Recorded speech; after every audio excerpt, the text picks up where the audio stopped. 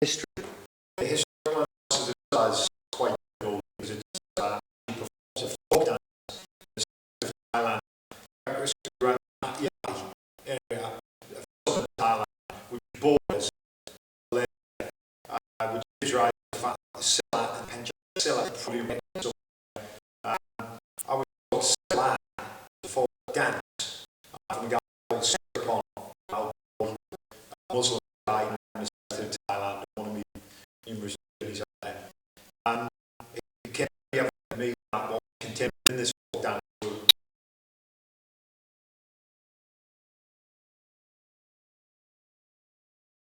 specific martial arts moves, very similar to Sila, although I had very limited knowledge of Sila at the time. As years gone by, I've realised that held within the framework of dance very sophisticated fighting moves, and what we're going to do today on this video is put together and extrapolate those specific moves from the dance as part of a regular training syllabus. Okay, next one is the two stances, boxing and walking. Okay, what I want to do is get across the idea of the Sila. We also need to teach the student how to actually box. It's an important and integral part of the training process. If someone is going to perform the attacks on the student, they need to know what those attacks are. And for that reason, we use the basic boxing stance, traditional Western or Thai boxing stance. Open hand. As well as open hand strikes. No, open hand. We're going to have the boxing stance with open hand. Right. Okay. Don't. We're not going to perform boxing technique. Yeah, but well, I reckon you should still do it open hand. Should we do both? Yeah. It was this position, open hand, into the boxing, so they get used to it. Okay, what we're going to do is teach from a basic boxing stance, both open hand and clenched fist techniques. This allows the student to get used to the motion of the boxing itself, and serves to act as the attacker for many of the moves that we're going to perform. I've got to say that within the Sila itself, there are no physical striking techniques with the fist. It's all open hand strikes, as we'll see. We have our basic boxing stance, which is either left foot forward, which is orthodox, or southpaw, and this depends on the strengths and weaknesses of the individual student. The stance that Sila presents itself with is commonly known as the Sila posture, and again adopted with either a left leg forward or a right leg forward, depending again on your preference, and that's all based on your balance and your ability to stand. Triangular footwork. Triangular footwork. Everything we do can be based on triangular footwork, not dissimilar to many other martial arts in that particular area of Thailand. In Southeast Asia, you've got many martial arts. In Eskrima in the Philippines, for example, the triangle is used a lot in their teaching methods, and we're going to adopt that same methodology. So if you imagine an inverted triangle or a female triangle in front of you on the floor, we move on the angles of that particular triangle. And in the first part of the grading syllabus, we're going to learn to move off to the left and off to the right. And this should be a natural movement. As you'll see, we develop techniques such as rising and falling much later. But initially, we need the student to be able to move left and move right in a comfortable manner. And then back to the welcome posture. Parry, what do we call it? Parry check. But check. Yeah. Parry check, but I'll explain. Yeah, but we're not using the spit. No. Okay. Once the students learn to move off to the left or the right, we now need to concentrate on controlling and containing the hands that are either physically trying to grab you or punch you. In other words, the weapons that are moving towards you. We're going to concentrate first of all on forward motion. The jab, the palm heel strike, the grab forward, the push. In order for us to achieve control over that, as you step off to the left, and this is a universal principle within the Sila, the left hand comes up and checks or parries this arm here. This gives control over the attacker's arm. Okay? So if you step to the left, we check or parry with the left. If we step to the right, we check or parry to the right. It's a simple principle. Step left, check or parry left. Check right, step right, sorry, check or parry right. Open hand parries. Okay, now if I jump in and we do the attack, so you can explain the taps, it's going Should to I be... bring the other hand in? Yeah. Just demonstrate that without you. What we was going to do, the thing is the slap. Oh, where are we? Yeah, you could do it with an eye gouge. So just teach that movement, because this is what I would have the student doing in the class. So it's an eye gouge. If you do this, eye gouge, explain the gouge and the finger thrust or eye poke. Okay, once you've stepped to the side of the opponent's attack and you've checked or parried that arm, you need to do something. And this is where the other hand, the free hand, comes into play. Now this hand characteristically will come underneath the checking hand towards the eyes, the face, the throat, the head of the attacker. This can be done as an eye slash, an eye gouge, a palm heel strike to either the ear, the neck or the head, depending on the height of the opponent, or can be used as an open hand strike to the groin. We can also check and parry to the left, and after bringing this hand up into place to distract the opponent, move forward again and strike with the elbow to the head, or if the height of the opponent makes that impossible, elbow to the body, a side elbow. One other target, which is the most unlikely one, is an attack down to the knee. This is often done with a motion of slapping to the back of the thigh and striking to the front of the thigh itself. Like a wrist. One other weapon that the Sila practitioner also uses can be the back of the wrist. Now this sounds like it isn't going to do not very much damage, but when you practice this on the pads, you'll soon see how much energy it will generate. And again, this can be done from a left entry. The hand comes up, I can slap it this way, I can slap it back that way. So the strike would go in and across the face like so. It can also be used against the body with great effect as it happens.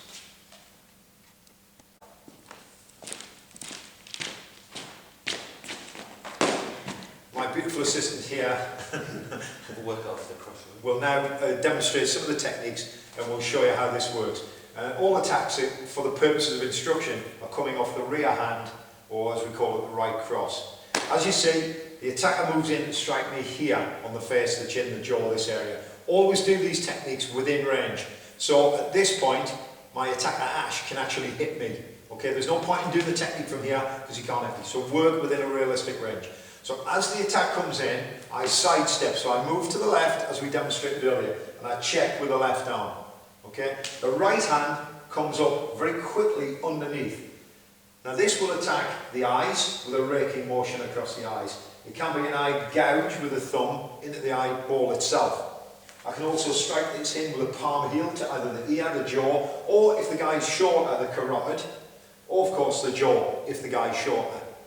Okay, so that takes care of those. There is one other type of attack that I can do up here, which is I step off to the left, I check with my left hand, and I bring this hand across the jaw here, swiping the hand across Ash's face, and then bringing it back again in a forward movement.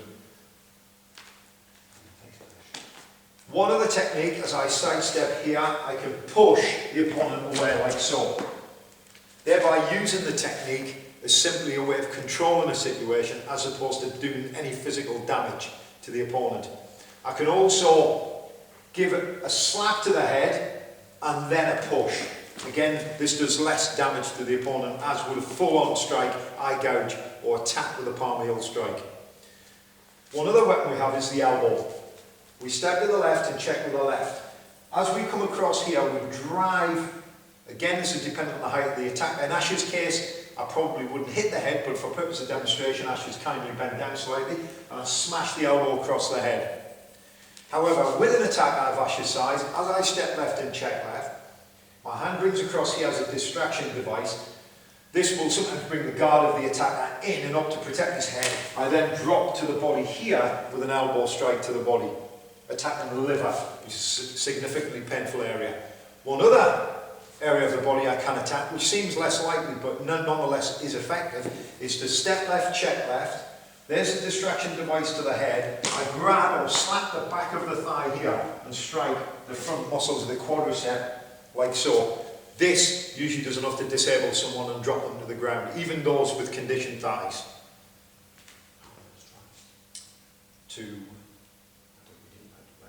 I think straight on. Yeah. Okay, as the opponent again comes in with the right hand, I check here like so, as we've done, step left, check left. There's my distraction device. I can then drive simply forward and into the jaw, striking the jaw. In some cases, you may find it important that you come here and struck there, and we can drop the hand from here and into the groin. No, we're not going to do that. We're not going to do that. It was just a straight palm heel straight to the head. Yeah, that was to the jaw. Oh, that's it. That's it on that one. Oh, and then we've got to break the dances down. You can do that last if you want. We can do, We'll do that last. if we've got time. Yeah. Or we could do the dances. Why don't Next time I come, why don't I just film the... Why don't we just move on to level 4? Let's move straight through. Level 2. And then I'll do the dances as two separate things. Yeah. The next time I come down. Yeah, I'll just come in, do the dances, Yeah. they're on, and then we'll carry on with what we have to do. I think so. Because I don't think we're going to have time. So next one, what we're... Oh, stop it. Okay, now that we've got our two main entries, stepping left and stepping right, and how to deal with specific straight attacks, such as punches and pushes, we need to look at the third entry in the cellar.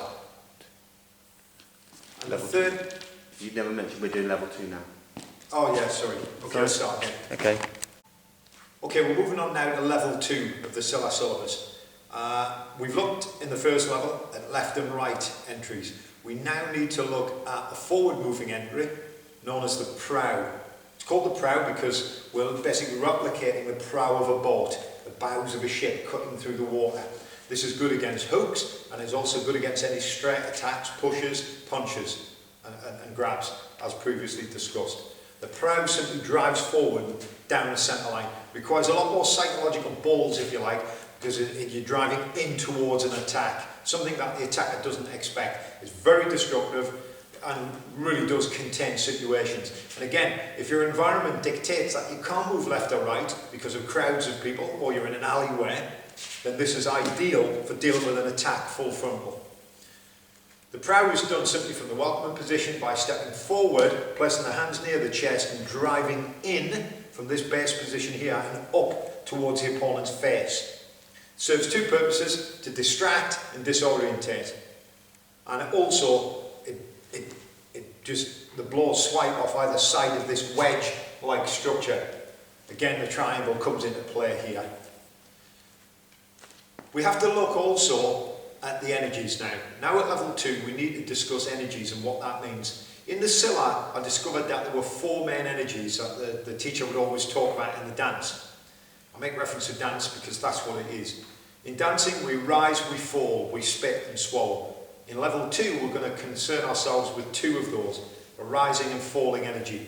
Now what this means is that when we rise, we simply come up and into a target. When we fall, we drop inside. So when performing an entry, we will drop down and then rise through it. We will drop down and rise through it. This gives impetus, gives power, and allows you to use your body to drive energy into the target. In the prow, it's no different. I sink and rise up and through. And it's a very powerful technique, much later at level 3 and 4, as you'll see. Because we're employing the prow here, which uses forward footwork, it's important for the student to learn to step forward correctly and step back correctly. It seems like a simple thing to do, but it has to be done correctly. If you're moving forward, move the front leg first and drag the rear leg behind. If you're moving back, it's the back leg that moves first and the front leg follows. So from an angle, it would be simply shuffle forward, shuffle back. If we're rising and falling, this is where we employ the techniques of the 2 energies. As I step forward, I sink or fall and then rise through it into it. If I step back, I sink, I fall and then rise back up through it. It's important to note, although the student will practice moving backwards, never do we in the Sila ever move back from an opponent. But it's important to learn these movements so that you can move rapidly backwards and forwards with good balance. As we start to learn the dances, you'll see that this motion is very important to the production of power. From a side view, we sink or fall and then rise up through it. Again, with a backward motion, sink or fall and then rise. And this, as I've said, gives power to the movement.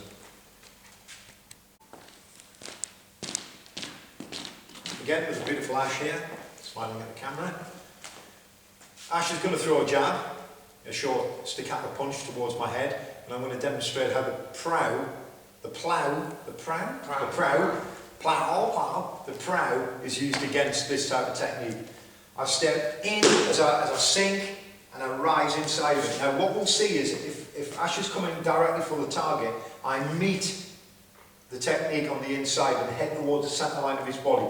Falling and then rising up and through. As I approach the target, this is the target, I can strike with an uppercut elbow and drive it into the sternum, in his case, because of his size. If it was more or less the same size as me, this would smash in under the head. The short uppercut movement.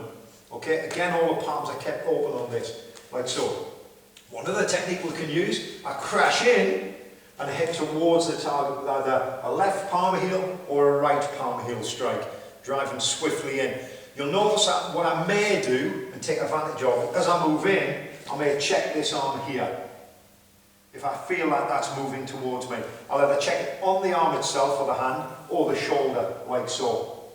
Okay, again, the prow can be used to push the opponent off balance. So if all I want to do is push him off balance, I can push him this way and control and contain off camera. So we have the push or the palm heel strike. We also have the uppercut elbow to the body or the head, and we also can drive in from here to the C strike here, or this hand, whichever is the most comfortable. Okay? My preference would be my lead hand would go in and then strike to the throat here. Obviously this only to be used in exceptional circumstances where you may feel that the opponent is bigger than you, more dangerous than you, has threatened your life, either with a weapon, i.e. an edged weapon, a knife or a gun. I think that's it, isn't it? Yeah, now the one on the outside.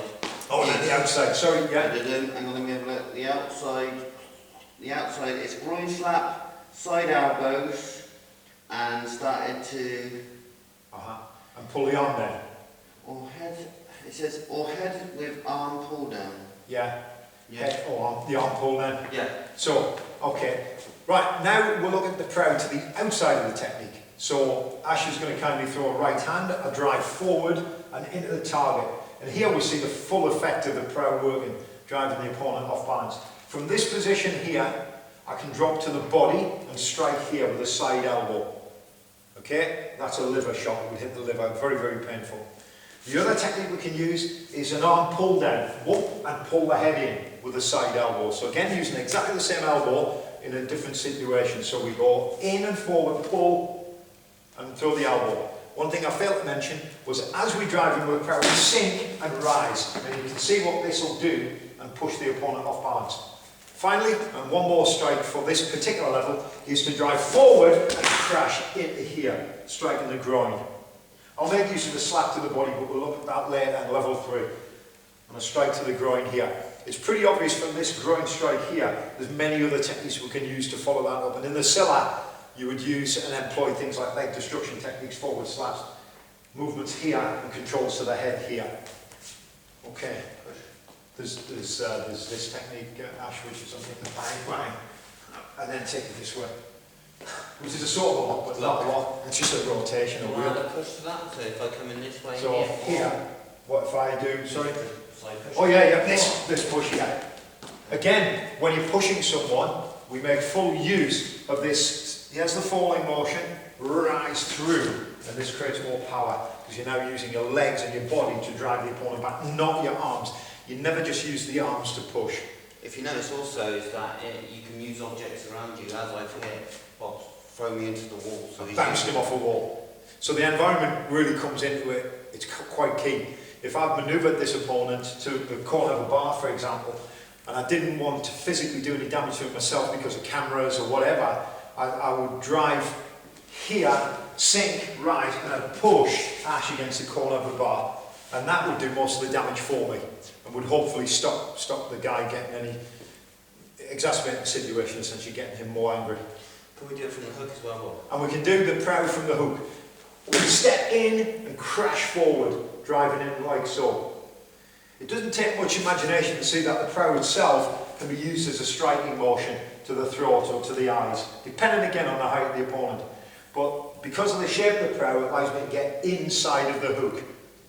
It's true to say that stepping inside a hook anywhere is quite safe. because the hook is now going harmlessly around the back of my head. But what the prow does is give it a bit more strength and a bit more continuity, so you've got that safety blanket should you need it. And because this strike is passing harmlessly behind my head and I'm hitting Ash now, he's going to be driven backwards and away from me. What's that? Is that right, Ash? Yeah. Foot section, leg destructions. We're looking at. Oh, this is in level 2, yeah? Yeah, and it's from. Yeah. We did this one from the jab, didn't we? Yeah. And So I think we did it from a side entry, didn't we? Yes. Yeah. Okay. Oh, hang on a minute. Did we? No, I think Did we do it one from was the from front? the side. One was from the We side. did one on the inside of the punch. Yeah. One. So you threw a jab and I went inside. Yeah. So one's from the cross and it's inside, Uh-huh. and one's from the jab and it's outside. Okay. Into this. Okay. Yeah.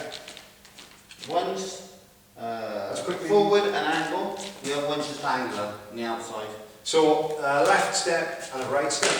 Yeah. So if I'm in Because we need to do that for the grade, for a syllabus, don't we? Yeah. So Okay. So the first one, if I do the first one from the cross, and that was inside, I'm sure it was inside. Throw it, and I'll do Yeah, it. it says here, it's forward and angular footwork. So Right. I did the cross and you So I moved inside. hit, this is it, yeah, I moved inside. Yeah. Okay, what we're going to look at now is, for level 2, is another aspect of the Sila, which is leg destruction techniques, where we move in, close the opponent down. Okay, none of these techniques should be seen in isolation, they're all part and parcel of a whole series of movements that serve to either push the attacker away and dissuade them from further attack, or to actually finish them quite violently.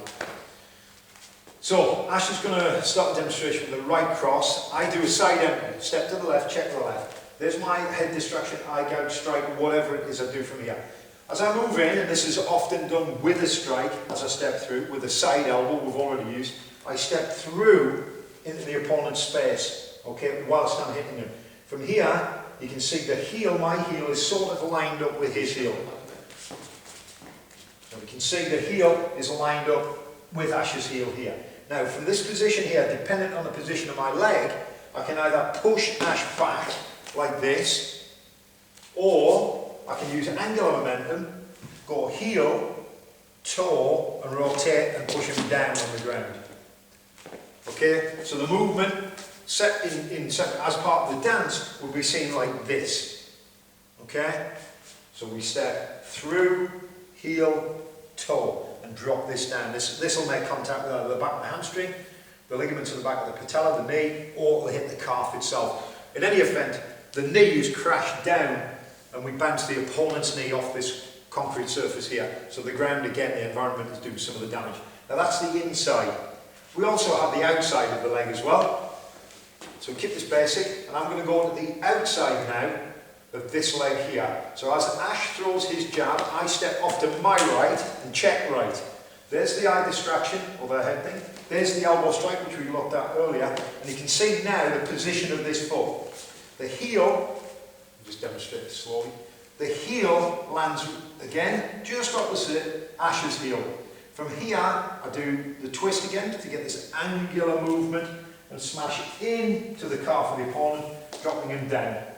When the opponent's down, there's many things that we can do from here.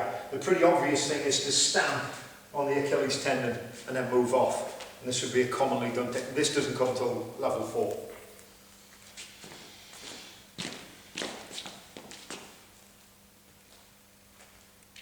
Conditioning forearms. Ah!